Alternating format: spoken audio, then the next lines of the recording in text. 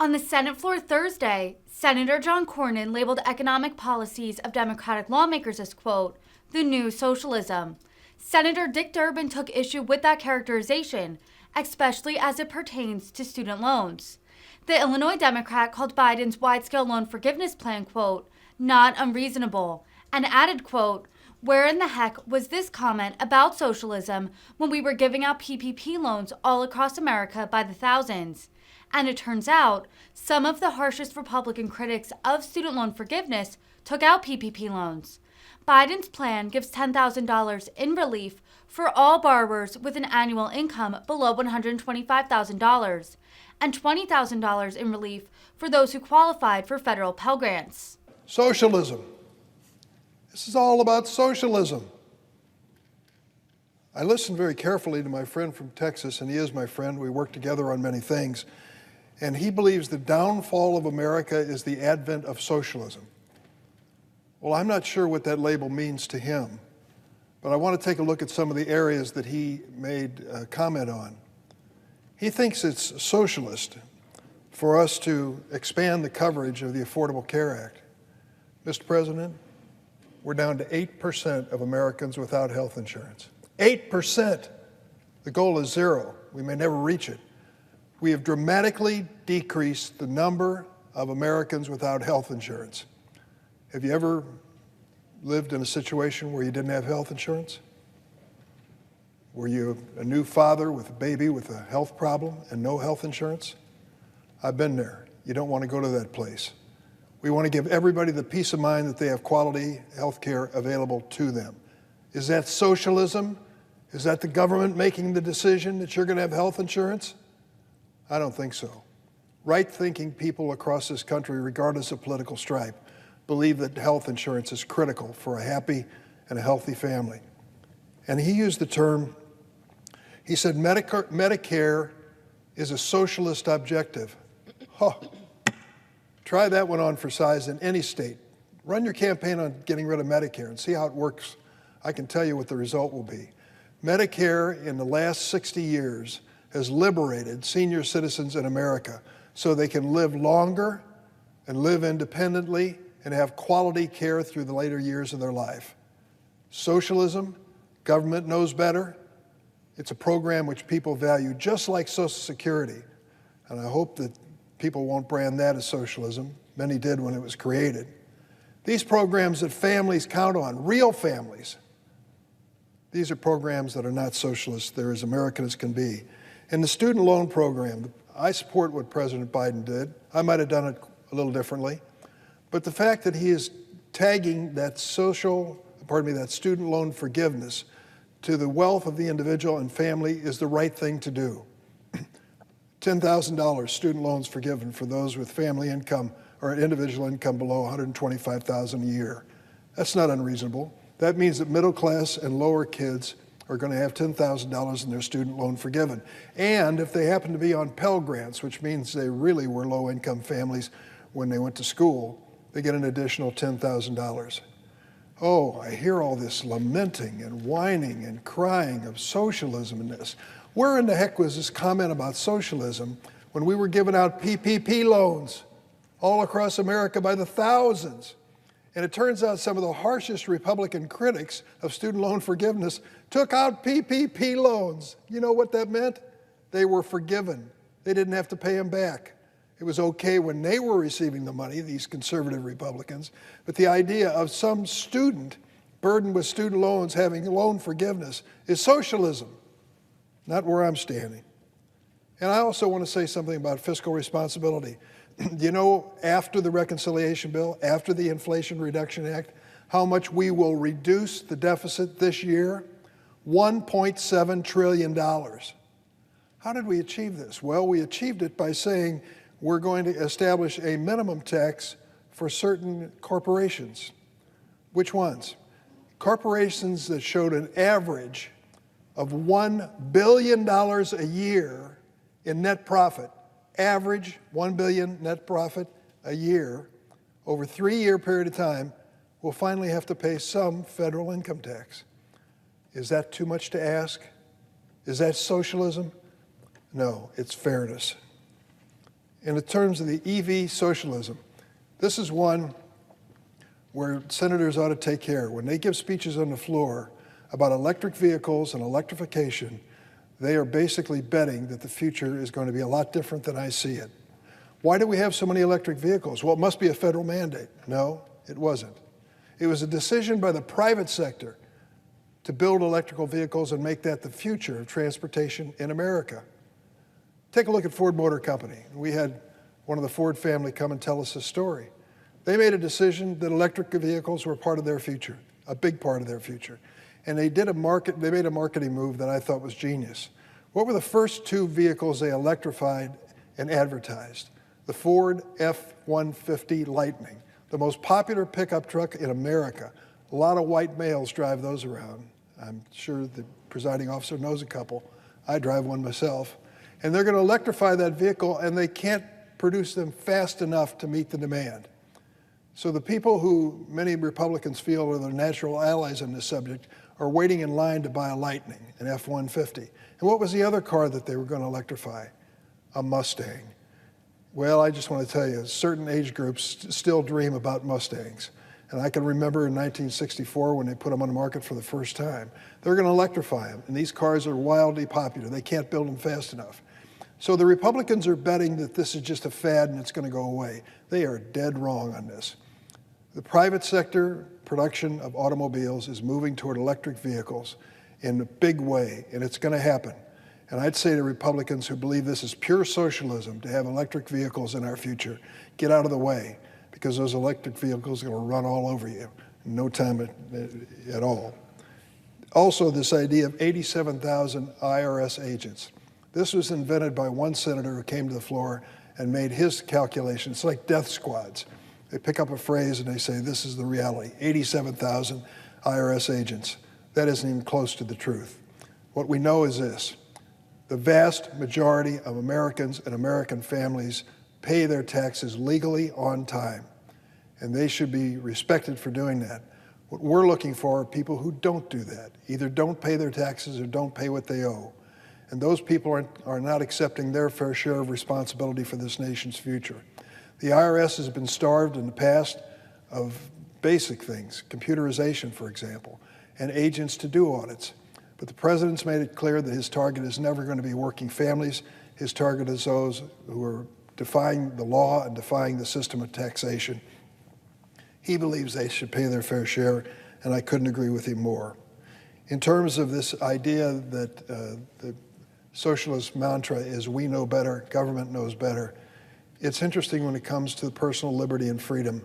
And when you get in another area, like reproductive freedom for women, exactly the opposite position is being taken by many people on the other side of the aisle. Here's the point I want to make. We considered the reconciliation bill just a few weeks ago. We had 41 straight roll calls. I know because I was on the floor for every one of them. And at the end of the day, we passed the reconciliation bill, Inflation Reduction Act. And what has happened since? Well, if you want to call it socialism, let me tell you what our socialist moves have done so far. Tomorrow, President Joseph Biden is going to New Albany, Ohio, to join the CEO of Intel in breaking ground on a new multi-billion-dollar semiconductor plant. It's one of the largest investments of its kind in American history, and it's going to create thousands of good-paying jobs, construction workers and engineers. Over the next decade, Intel plans to transform New Albany into one of the largest semiconductor manufacturing sites in the world. That's a big shift from the days when we shipped microchip production overseas to Asia. Socialism? Is this Joe Biden's brand of socialism? To open up a plant that finally is going to make computer chips, which are absolutely essential for the growth of our economy? And this investment in America's future was made possible by the CHIPS and Science Act. And I want to give credit where it's due. There were some Republicans who stepped forward and joined us in that effort. I wish there would have been more. I wish they all would have been with us on this effort. We believed, and the president backed us up, that if we were going to make this investment in semiconductor chips for our future, America was going to be there. I don't think that was inspired by socialism. That was inspired by common sense. Yesterday, the New York Times reported that in the weeks since the Inflation Reduction Act was signed into law, and that's the one with 41 roll calls, companies throughout the country have unveiled, quote, a series of big-ticket projects to kickstart our clean energy future. Socialism? a future that'll be made in America by American workers. I'd like to remind everyone that we passed that law without a single Republican vote. Not one Republican senator would join us in this effort. Well, what's happened in the 4 weeks since we passed it? Well, Toyota announced it's going to invest billions of dollars in manufacturing batteries for those electric and hybrid vehicles here in America. That's happened since we passed the bill. One solar company named First Solar announced another $1 billion investment to build a new facility in the Southeast. Socialism? Honda, LG, Samsung, all of them announced billions of dollars in investments to make components for electric vehicles right here in America.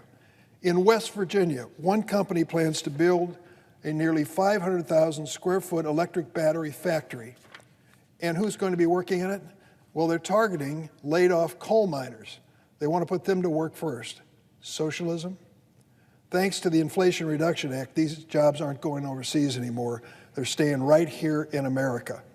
New manufacturing projects are lighting up across the country like a constellation of hope, marking a new era of renewal and renaissance for American families. And I'm glad to say a big piece of it's taken place in the Midwest.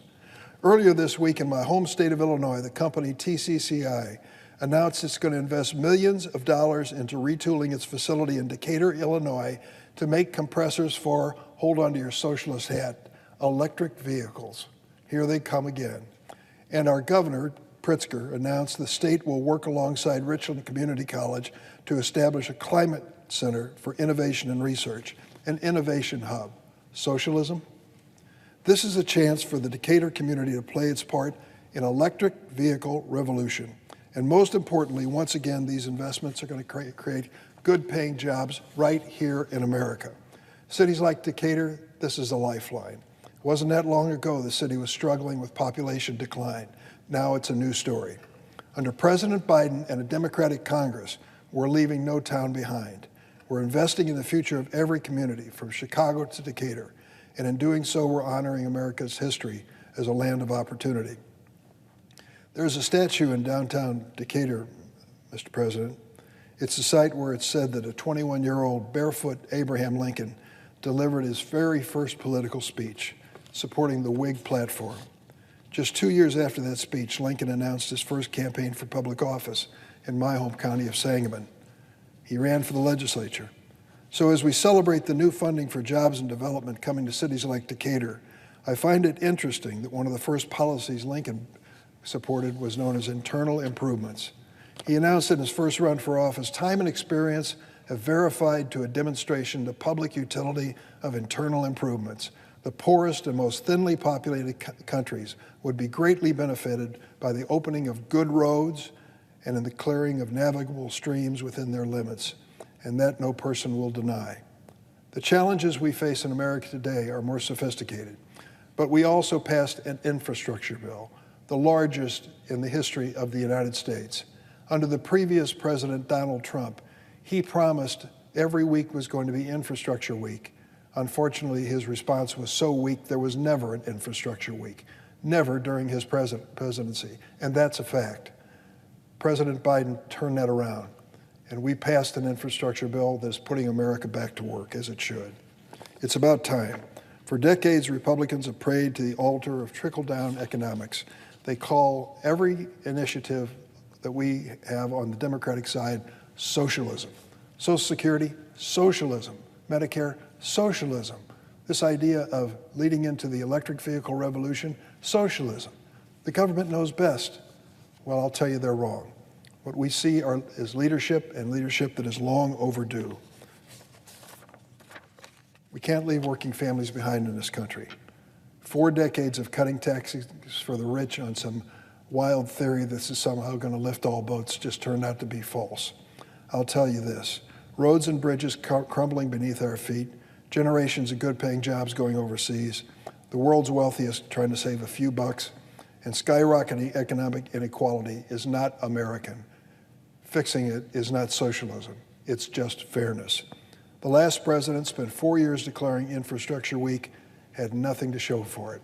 In less than 2 years, President Biden and the Democrats have delivered on their promise of rebuilding America and putting American workers back to work. We've had the largest growth, and job creation ever in the history of the United States in the last year and a half under President Biden. And 660,000 of those jobs are manufacturing jobs, real jobs with a good paycheck. We're investing in the industries of the future. More important, we're investing in American families. The policies we've enacted during this Congress are going to help move America forward.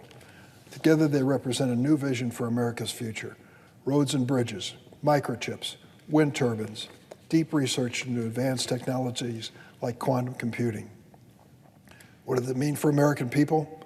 Take a look at the auto industry. Today, the industry, which Barack Obama as president saved despite Republican opposition, is an industry which the major manufacturers are betting big on the electric future.